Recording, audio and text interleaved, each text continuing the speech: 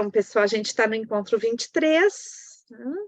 E hoje, então, a gente vai ver o hexagrama 15. E tem essa diferença porque a gente viu antes, né? Antes de entrar nos hexagramas, a gente viu um por um os trigramas. Então, né, quem está olhando o vídeo, quiser retomar lá no início, né? Vocês sabem que está tudo gravado, se alguém perdeu aí a evolução do trabalho, está tudo gravado na nossa playlist do I Ching, Dançando I Ching. Então, hoje a gente vai ter esse hexagrama, né, que ele tem esse desenho, eu sempre gosto de partir do desenho.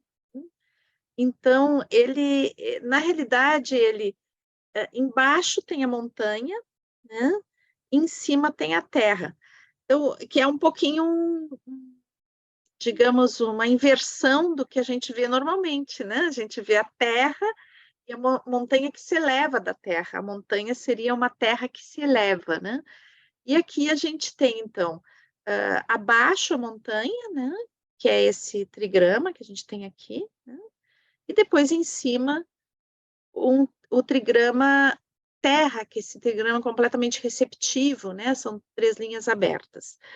Então, eu acho muito legal esse desenho aqui, né? Que ele tem um pouco, faz uma referência a isso, né? Então, é a montanha elevando a terra, ou seja, colocando em evidência a terra. E esse colocar em evidência é uma terra que sobe a montanha, né? Que está é como se a montanha servisse para elevar e mostrar essa terra, né? E esse mostrar esses valores da terra, esses valores de simplicidade, esses valores muito concretos que tem a terra para o I Ching, né? No I Ching, como a gente já viu, a terra tem a ver com as coisas muito concretas do cotidiano, é aquilo que se que vai se concretizar no cotidiano.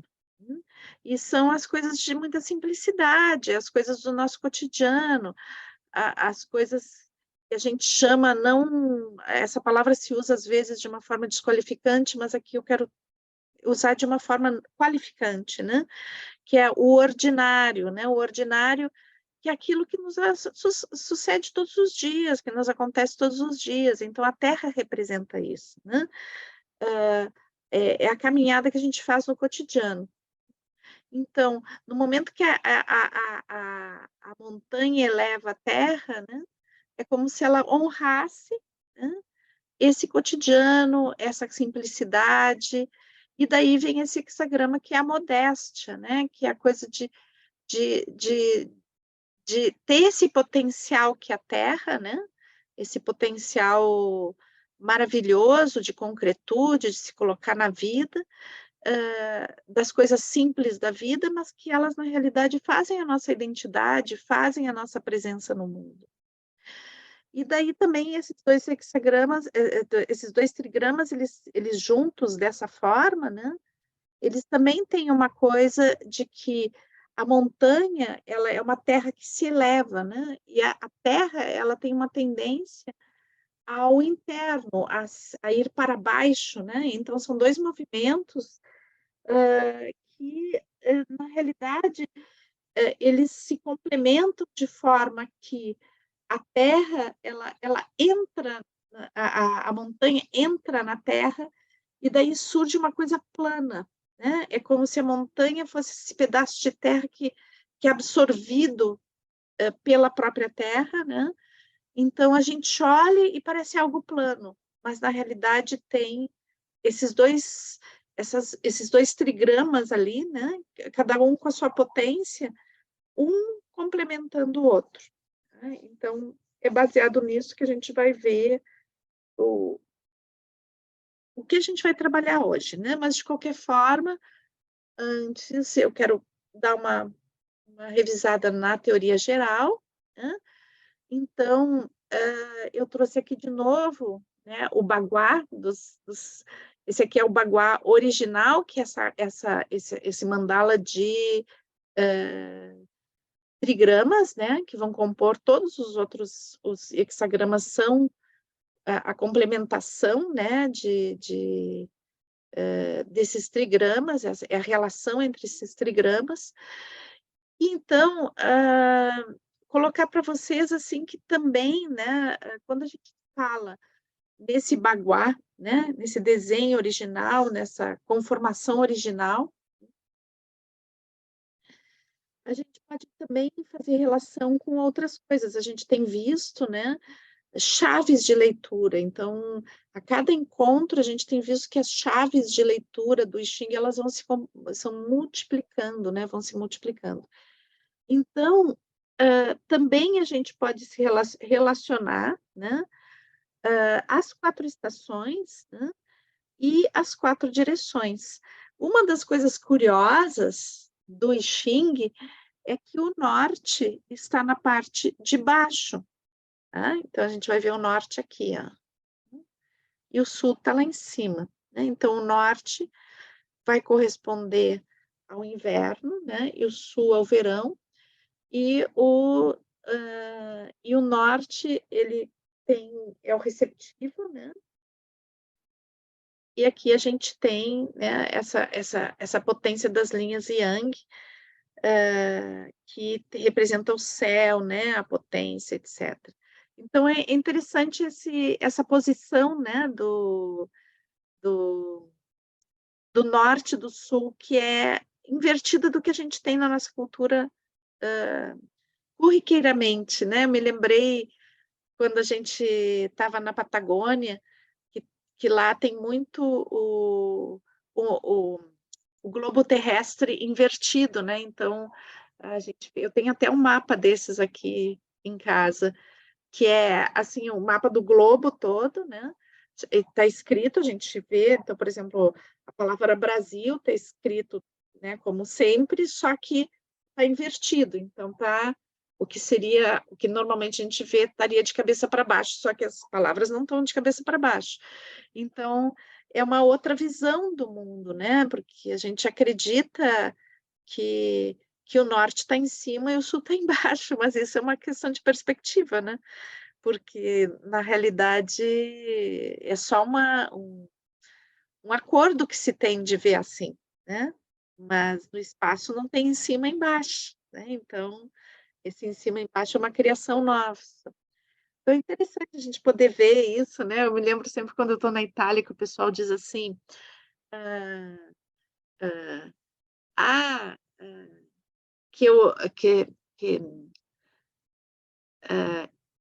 o sul é Giù, né? Il sud é Giù. Giù quer dizer embaixo, né? E eu digo, não, não, sul é sul, é em cima. Então, porque é tudo uma questão de perspectiva, se é sul ou Ju, né? Se é em cima ou embaixo, é uma questão de que ângulo que eu estou vendo. Então, me chamou muita atenção essa visão do Xing que é invertida do tradicional, tá? Então, pessoal, vamos lá para o nosso hexagrama de hoje, né? Então, a gente tem acima com receptivo, terra, né? Abaixo, quem, a quietude, montanha. Então, vamos ver o que significa isso, quais essas coisas que vão nos trazendo, né? Então, como eu já tinha colocado, é mais exaltação à terra, né? Quando a gente exalta as qualidades do cotidiano, do simples, do modesto, né? Então, na realidade, é aquela pessoa que se auto-reconhece no seu valor, ou também reconhece no outro o valor, sem a necessidade de se colocar assim como alguém super especial, alguém, nossa, né, maravilhoso, melhor que os outros, né? Então, assim, essa coisa de poder, na simplicidade, na beleza do cotidiano, do simples, poder resgatar o valor que existe, né? O valor próprio, né? E o valor do outro, quando a gente consegue ver isso no outro também, né? Então, aquilo que eu disse, valorização do ordinário. Então, aqui não é ordinário como uma desqualificação, né? mas é uma palavra que eu uso em contraponto com extraordinário, né? Então, às vezes, a gente só consegue valorizar o que é extraordinário, que nos acontece assim, nossa, é uma coisa super diferente, daí que tem valor, né? É melhor que os outros, é super chique, é super maravilhoso, né? Em comparação às coisas do cotidiano, é muito melhor, né? É muito mais diferente, né? Então, é o extraordinário. O extraordinário é muito legal ter coisas extraordinárias, né? Mas elas são extraordinárias porque elas estão além do ordinário, mas isso significa que o ordinário não tem valor, né? Então, o ordinário tem muito valor, é o nosso feijão com arroz aqui para o Brasil, né? É, é a comida simples que a gente come todos os dias e que tem muito sabor, né? É a nossa cama, a macia que nos acolhe todas as noites, é a nossa casa, é a rua onde a gente vive, a cidade onde a gente vive, é a nossa família, são os nossos amigos. Isso está no campo do ordinário e tem alto valor, porque é o que nos sustenta na realidade, né? A gente só pode desfrutar do extraordinário com muita potência, se a gente sabe desfrutar do ordinário, né? Então, sabe valorizar o ordinário. Então, esse hexagrama coloca foco nisso, né? De que é necessário a gente valorizar a nossa simples presença no mundo, a nossa presença sem arrogância, né? O viver a vida com simplicidade. O hexagrama traz de que essa simplicidade do cotidiano, essa simplicidade de viver a vida no cotidiano, ela também é o que nos traz sabedoria, porque o extraordinário, como são eventos extraordinários e acontecem só às vezes, né? Eles nos trazem conhecimento, mas a nossa sabedoria ela se constrói sobre o essencial, sobre aquilo que acontece todos os dias, sobre o que se repete, né? Então, o Rolando, o criador da biodança, ele sempre dizia assim, né? Quando é que tu pretende ser visitado pela felicidade, né? Tu vai esperar algo extraordinário para ser feliz? Então, se tu esperar algo extraordinário para ser feliz, tu vai ser visitado, lá ser eu, uma vez na vida, pela felicidade, uma vez por ano, pode ser uma vez por mês, uma vez em quando, né? Mas quando a gente sabe valorizar o ordinário, o cotidiano, a gente pode ter acesso à felicidade várias vezes por dia, né?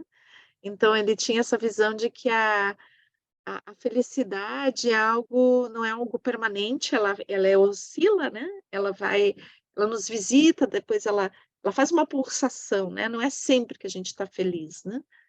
Mas ela pulsa, e às vezes a gente bota muita expectativa no que vai nos fazer feliz e não valoriza o nosso cotidiano, e daí então é pouco visitado, né, por essa felicidade.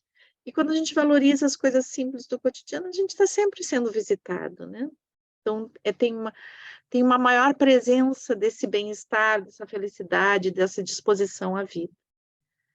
Então, o I Ching vai trazer esse hexagrama, né? A modéstia, ele diz assim, se a gente colocasse a montanha acima e a terra abaixo, né? A modéstia que viria desse hexagrama, né? Que certamente ele existe, ele tem outro nome, né? Mas a modéstia que viria daí seria uma modéstia que nos leva ao esquecimento, né? Então, que às vezes a gente vive a modéstia como algo assim, fico invisível por causa da modéstia, né? E daí esse hexagrama nos ensina que a modéstia ela pode estar sobre um pilar, sobre algo importante que é a nossa identidade, né? Então, quando a modéstia ela se apresenta sobre a nossa identidade, ou seja, sobre a nossa presença no mundo, a modéstia ela dá um caráter muito integrado à nossa presença no mundo, né. A gente não precisa estar se autoafirmando o tempo todo, simplesmente a nossa presença ela é tão carregada de sabedoria, de presença, de alegria de viver, de intensidade a cada momento, que eu não preciso provar nada a ninguém, né, eu não preciso de uma correspondência imediata do mundo, mas simplesmente a minha presença já atesta, né, a minha identidade, quem eu sou, sem precisar, humilhar ninguém, sem precisar me autoafirmar o tempo todo, né. Então a modéstia, ela está somada, nesse hexagrama, ela está somada à presença, a presença no mundo. Essa montanha, ela está significando isso, essa presença.